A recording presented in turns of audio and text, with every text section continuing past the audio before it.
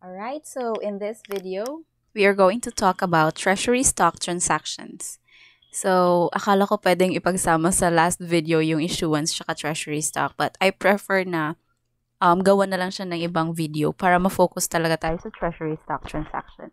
So, now we're going to have this problem number 14. You could pause the video if you want to read the whole problem before proceeding to the answers. So requirement number 1, we are to calculate the number of shares issued and outstanding as of January 1, March 31, June 30, and September 30, assuming that no other equity transactions occurred. So I have here a pro forma. Yan. So nilagyan ko na siya ng format para advance. Okay, so on January 1, you have these following balances. 500 ordinary shares, hindi niya binigay kung ilang shares ang issued. Although, pwede naman nating i-compute through 500,000 divided by 5. So, i-divide lang natin kasi lagi naman yung at par si ordinary shares, right? So, on January 1, we have 500,000 pesos ordinary shares divided by the par value. Therefore, we have we have issued shares of 100,000. Now, outstanding. Wala naman siyang sinabi na may treasury shares as of January 1. So, we are going to have this number equivalent to the issued shares. So, the number of shares issued and outstanding, the same lang. Okay? So, hindi ko na siya ma-column or what. Okay, yan na lang. Sige. And then on March 31. So, okay, ang tinatanong niyo March 31, although a transaction happened on March 28, wherein the corporation purchased 10,000 shares as treasury stock. So, anong magiging effect nito sa issued shares? Itong pagbili ng corporation ng 10,000 as treasury, wala. Walang magiging effect. So, our issued shares as of March 31 is still the same, 100,000. But our outstanding shares would change kasi hindi na outstanding si 10,000. So, let's deduct 10,000 from the current outstanding.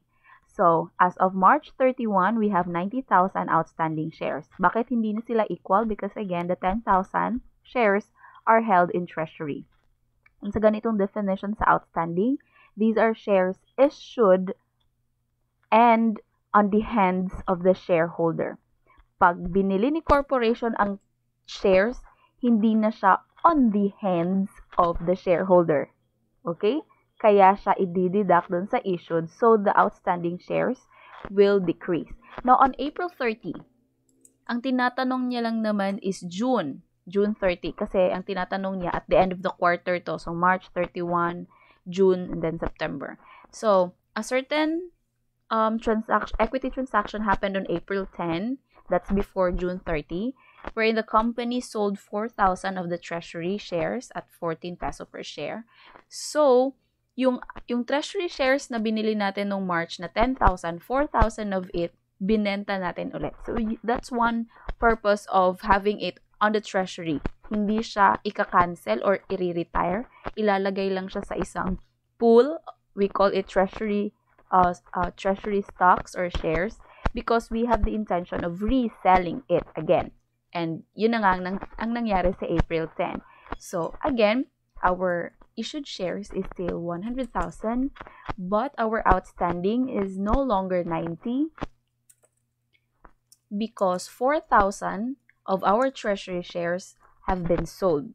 So, our outstanding shares as of June 30 is now 94. 4,000 shares are on the hands of the shareholders. And on July 5, which will take effect on our number of shares outstanding and issued on September 30, it sold shares at 16 peso per share. Question, anong klaseng shares to? Are these shares treasury shares? Hindi niya sinabi, silent. So, ibig sabihin, these are new issuance. Okay? Hindi siya yung resale or reissuance of your treasury shares. Therefore, it will have an effect on your issued because these are originally issued shares. So, magiging 102,000. That's 100 plus 2,000 newly issued shares. And the same goes with your outstanding. So you have 94,000 plus 2,000 kasi nasa kamay na din yun ni shareholder, kaya outstanding din siya. So 96. So, if we are going to check it, 10,000 na shares natin, 4,000 na benta. So, ibig sabihin, nasa treasury ang 6. Tama? So, dapat, ang difference ni issued shares and treasury shares ay dapat 6,000. So, let's try to look at it. 102 minus 96. 6,000 difference na nasa treasury. So, just to check. Okay? So, alisin ko na yan siya. Okay, so let's proceed to the second requirement, which is to prepare journal entries for the following transactions. So, wala tayong entry on January 1. Beginning balances lang din naman yan siya. So, we will begin on March 28. Balikan natin ang nangyari. 10,000 shares are purchased by the company for 15 pesos per share. So, it won't matter kung magkano ang par value kasi treasury shares are recorded at cost. So, ano yun? 10,000 times 15 ba yun? Yes, 15 per share. Therefore, it will be 10 times 15. 150,000 debit and then credit cash. Kasi binili ng corporation. So, nagpalabas ng cash. Okay? If you could notice, walang ordinary shares account na ginamit. Wala ding share premium. Okay? So, treasury shares. Kanus alang man nato i-debit si ordinary shares na account if atuan nang i-retire or i-cancel si ordinary share. Ibig sabihin, wala tayong intention na ibenta siya ulit. Our intention is ibalik siya sa main swimming pool ng ordinary shares. Okay? But this treasury shares are intended to be sold again. Now, on October 4, bakit October 4 ito nakalagay dito? It was April 10, okay? So, 4/10. 2019? Okay. Ayaw niya kasi. April 10, 2019, we sold 4,000 of the treasury shares at 14 pesos. Binili natin ng 15, binenta natin ng 14. I guess, medyo lugi ta diri no? Gipalit na tong 15, nakagasto ta, pero pagbaligya na to, ang nahalinan lang tag 14. So, what will be our journal entry? We received cash, that's 4,000 shares times 14 each, and that is 60,000. And then, in exchange of the treasury shares. Okay. Treasury shares. So, again, our treasury shares are recorded at cost. So, hindi at par. Pila ang cost? Dara. Kung pila atong pagpalit sa iya, kaniadto. So, that would be, hindi siya 10,000. Sorry. It's 4,000 lang di atong nabaligya. So, wala nabaligya tanan. So, it will be 60,000. Cash na atong nadawat. I'm sorry. 14 lang man dayang gibayad sa atua. Okay, so that's 56 atong nadawat, pero 60 atong pagpalit sa una. So, analyzing these figures, na atay loss nga 4,000. Okay. Unsa ganitong priority nato basta loss on a treasury stock transaction. So, losses, sige, ako pwede butang, diri na lang. Sige. Loss. First priority, we will debit it sa ato ang share premium TS or treasury shares. Second one, retained earnings. In order of priority, pasabot unahon sa nato nighurot ni si share premium kung nakay pundo. Kung kaya ra niya i-absorb, then share premium tanan. Pero kung dili kaya i-absorb or wala kay pundo, si retained earnings ang musuyop sa tanang loss. So, let's try to look at it. Naabay share premium retained treasury shares? Wala. Share premium ordinary lang. Di na to na pwede labtan kay ordinary shares na. Iyahan ng pundo. So, therefore, wala tayo laing choice, retained earnings. And we have enough. That's 7 million. So, ang pwede lang nato i-debit dire is again retained earnings. That's 4,000. Next, July 5, we sold 2,000 shares. These are newly issued shares at 16. Par 5, par value 5, 16 ang pagkabaligya. So, we received cash 2,000 times 16 pesos, although the par value is just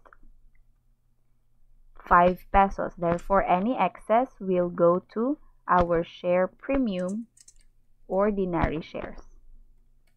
And how much?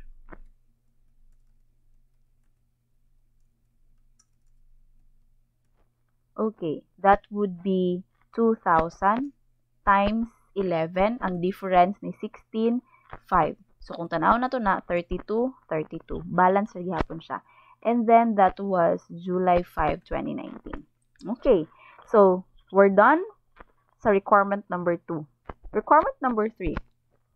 Why would a corporation buy its own shares of stock? So, this item, hindi naman siya computational. I will leave this to you as your research. So, bakit nga ba binibili ng corporation ang sarili niyang stocks? Diba? So, although the explanation is kinda, di pa kayo nato masabtan with our narrow knowledge about the corporate setting or the corporation, but let's just think na the corporation has its own reasons kung bakit niya binili ang shares. So, one reason na medyo masabtan nato sa ato ang level of understanding sa corporation or in a corporate setting is that to maintain the majority shares.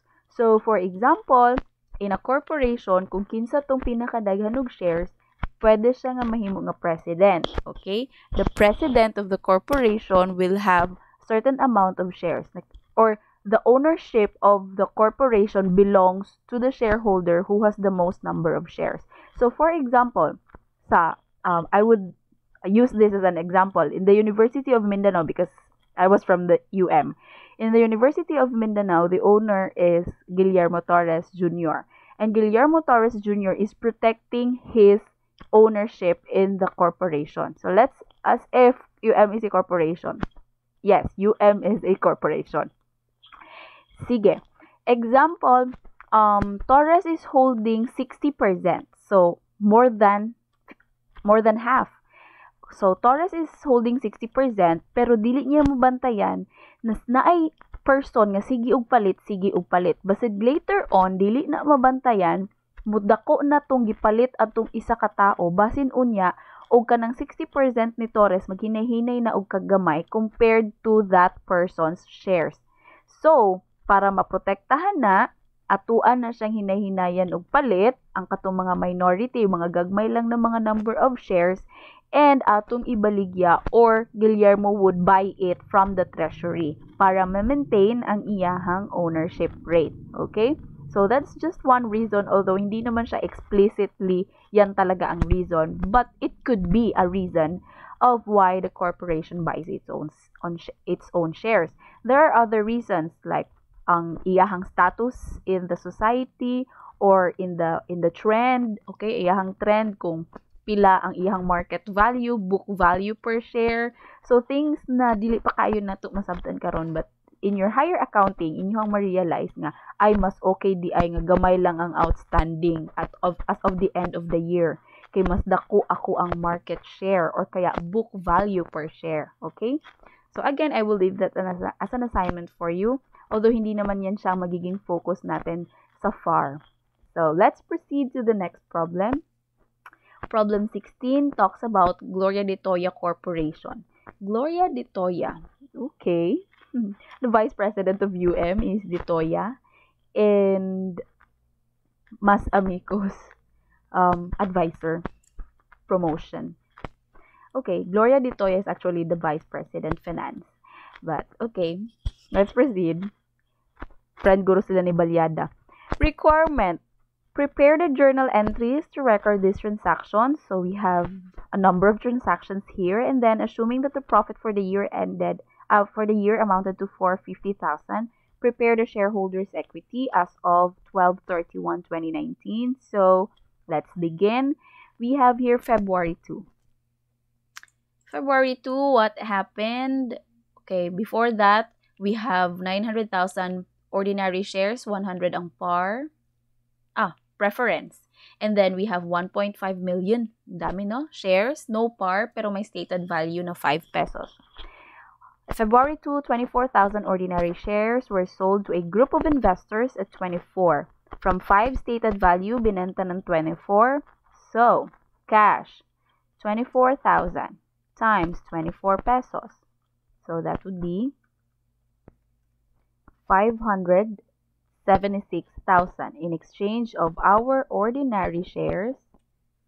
Ordinary shares, that's again 24,000 with stated value of 5. Okay, and that is 120,000. The difference will go to the most famous nga tigsalo sa tanang excess share premium, specifically ordinary shares. February 15, 5,500 preference were issued in exchange for a parcel of land. Now, the land has a fair market value of 795. Okay? So, we are going to record that land sa iyahang market value. Preference shares. Pila daw to yung gihatag? 5,500 tag 100 ang par. Okay, peso sign para dili malibog. So, 550,000 again na ay excess and ang tigsalo share premium, specifically preference shares. And April 32, 5 OS were issued to a lawyer in exchange for services rendered in forming the corporation. Okay, so it's the same as katong founder sa pikas na problem.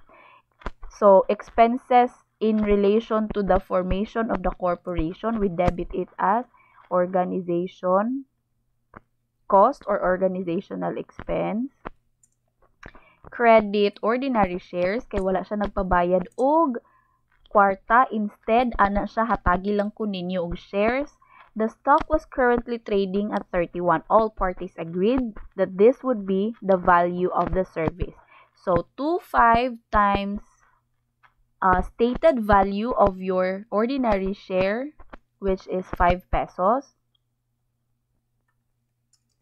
500 times 5. That would be our ordinary shares. Pero ana siya, okay na daw siya nga ang atuang basihan ang market value, which is the 31 pesos. Therefore, 25 times 31 excess again will go to our best friend share premium. Okay, next, additional 7,000 ordinary shares were issued at 45. 7,000 times 45. Ordinary shares? Okay, ordinary shares. So, kanina pod.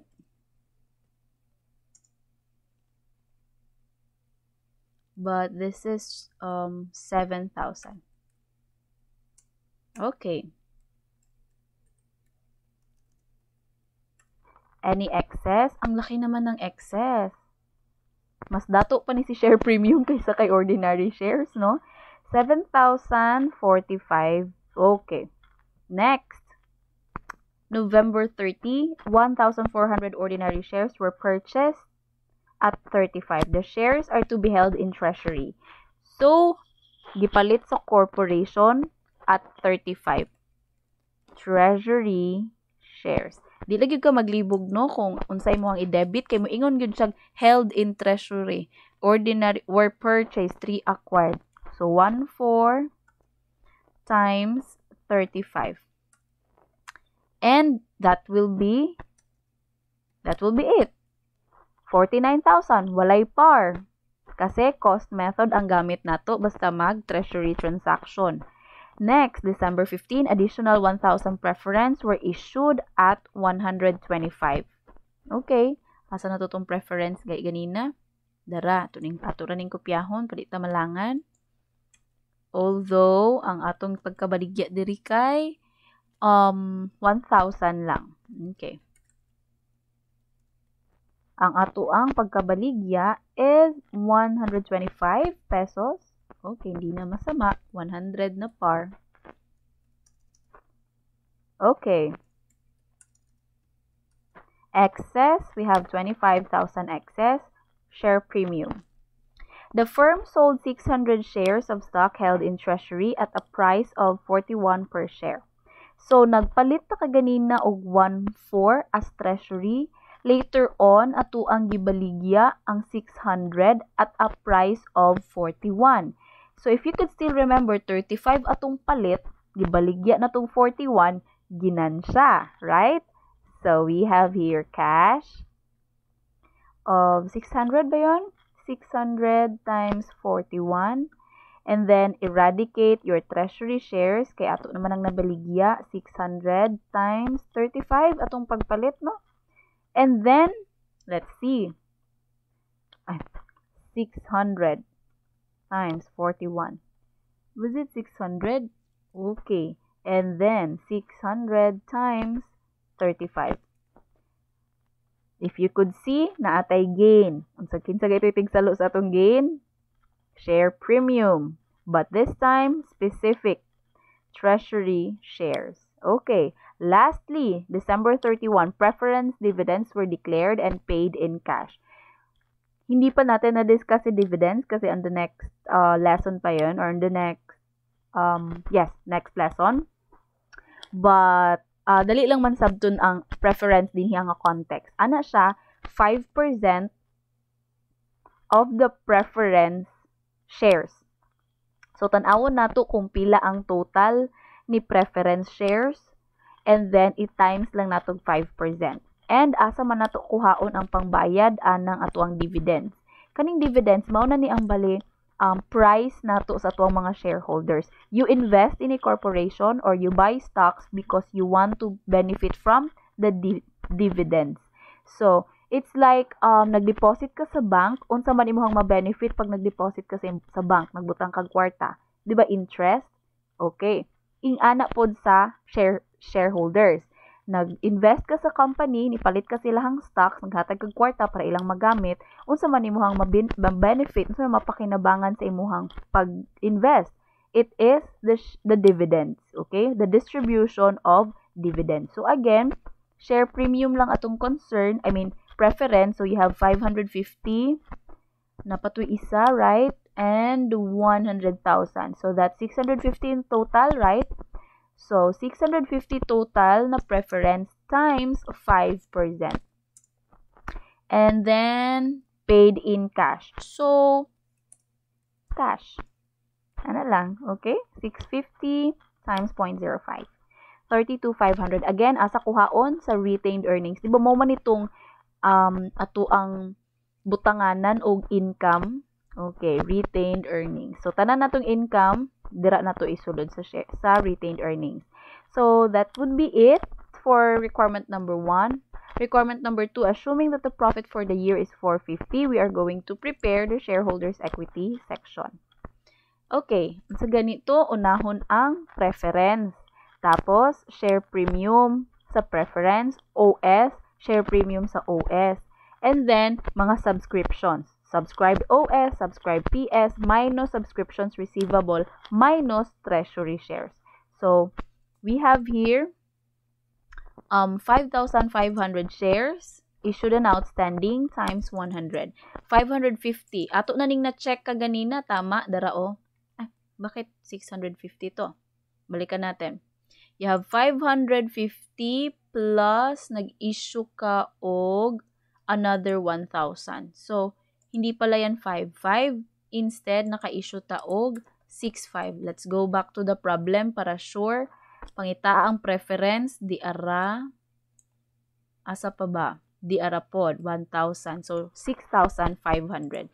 So, this would be 6,500 times 100, 650. Dara. Ato nang na-solve. Share premium. Pangitaon na pod nato. You have here 275. Sige.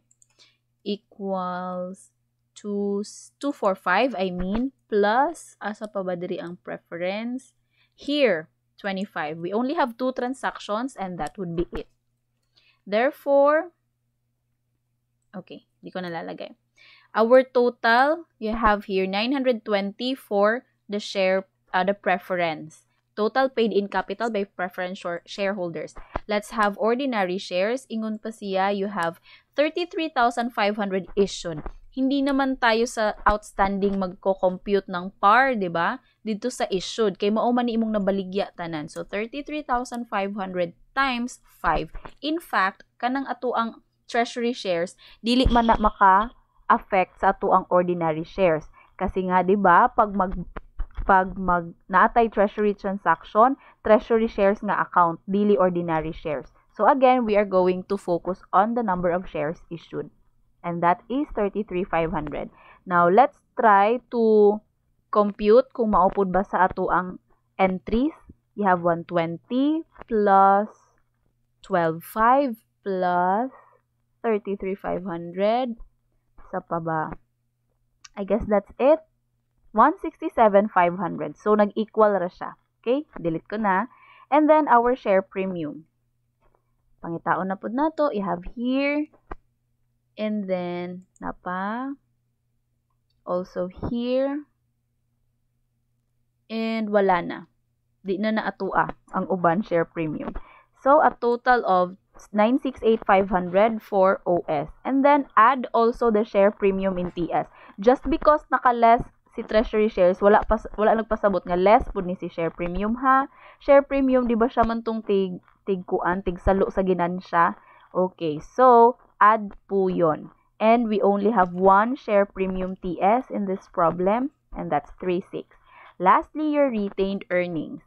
Currently, ang ato ang retained earnings, na ba siya gihatag? Wala. Wala siyang beginning na binigay. Sabi niya lang, assuming that the profit for the year amounted to 450,000. So before we proceed to computing our retained earnings, allow me to give you a format or pro forma entry unsaon nato pag-record si profit. So you have the usual income summary.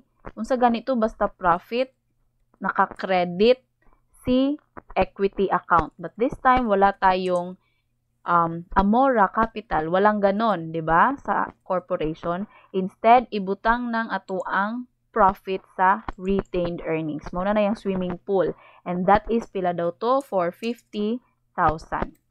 That would be our entry, and with that we can now compute retained earnings. So we have here unsa ang normal balance ni retained earnings? That's a capital account, so credit. Tanang nga naka-credit add, pag naka-debit minus. So, unhan na lang nato diri, add. May isang retained earnings na naka-debit, so that is minus. I guess yan lang ang entry na may retained earnings. Therefore, our retained earnings as of 12/31/2019 is 417,500. Adding all of these,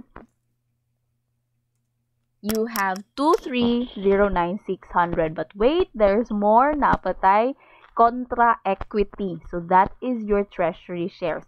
Currently, we only have 800,000. Kasi 'di ba, nipalit ta og shares, gipalit nato 1,400. Pero nabaligya man ang 600 later on. So as of the moment, we only have 800. That's 14 minus 600. Pila nga to ang pagpalit? 35. Again, treasury shares are measured at cost, hindi at par. At cost, pasabot pila atong palit. So that is 800 times 35. And since that is a contra equity account, that is negative 28,000. And our total shareholders equity to. Shareholders